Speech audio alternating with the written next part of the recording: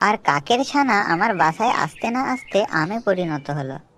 আমি একটা মন্ত্র পড়ে দিচ্ছি, যদি কোনো জাদু হয় তাহলে কাকের ছানা ফিরে আসবে, আর যদি তা না হয় তার মানে নিশ্চয়ই এর মধ্যে তোমাদেরই কোনো কারসাজি আছে, আর যদি সেটা হয় তাহলে তোমাদের দুজনকেই মৃত্যুদণ্ড দেওয়া হবে।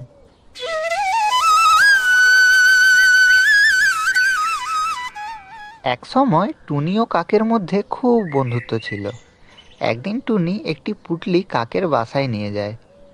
কাক ভাই, আমি আমার মাসির বাড়ি যাচ্ছি, দয়া করে কিছুদিন এই পুটলিটা তোমার বাসায় রাখো না, আমার খুব উপকার হয়। তুমি চিন্তা করো না টুনি বোন, তুমি নিশ্চিন্তে রেখে যেতে পারো। ধন্যবাদ কাক ভাই, এবার আমি যাই তাহলে। সাবধানে যেও টুনি বোন।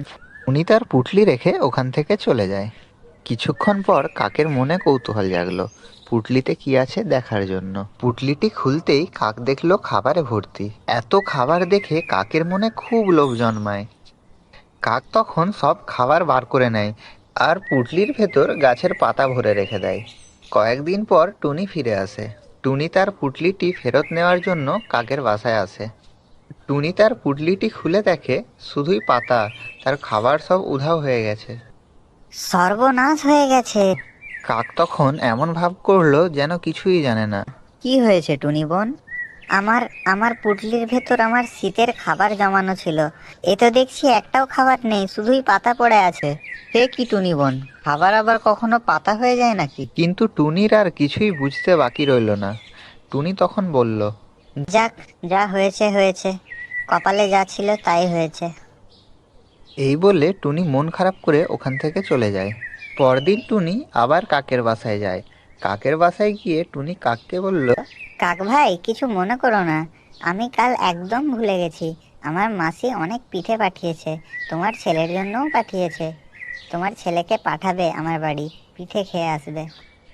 ঠিক আছে, আমি ওকে নিয়ে যাব। পরদিন কাক তার বাচ্চাকে নিয়ে টুনির বাসায় যায়। আমি একে রেখে যাচ্ছি, আমি কিছুক্ষণ পরে সে নিয়ে যাব। বেশ কিছুক্ষণ পর কাক ফেরত আসে তার বাচ্চাকে নিয়ে যাওয়ার জন্য।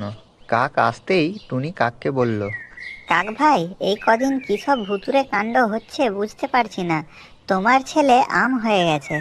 এটা কি করে হয়? কেউ কখনো আম হয়ে যায় নাকি? তুমি নিশ্চয়ই আমার বাচ্চার সঙ্গে কিছু করেছো। আমি যাচ্ছি পরীরানীর কাছে, বিচার দেব তোমার নামে। এই বলে কাক পরীরানীর কাছে নালিশ জানায়। পরীরানী টুনিকে ডাক করায়।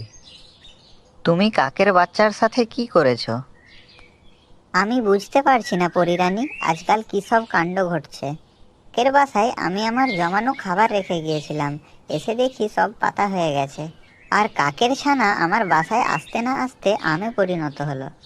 আমি একটা মন্ত্র পড়ে দিচ্ছি, যদি কোনো জাদু হয় তাহলে কাকের ছানা আর টুনির খাবার দুটোই ফিরে আসবে, আর যদি তা না হয় তার মানে নিশ্চয়ই এর মধ্যে তোমাদেরই কোনো কারসাজি আছে, আর যদি সেটা হয় তাহলে তোমাদের দুজনকেই মৃত্যুদণ্ড দেওয়া হবে। পরদিন টুনি কাককে তার ছানা ফিরিয়ে দিল, আর কাক টুনিকে তার জমানো খাবার ফিরিয়ে দিল। বন্ধু হয়ে তুমি এটা ঠিক করলে না, আমি তোমার উপর বিশ্বাস করেছিলাম, আর কোনোদিন আমাকে বন্ধু বলবে না তুমি।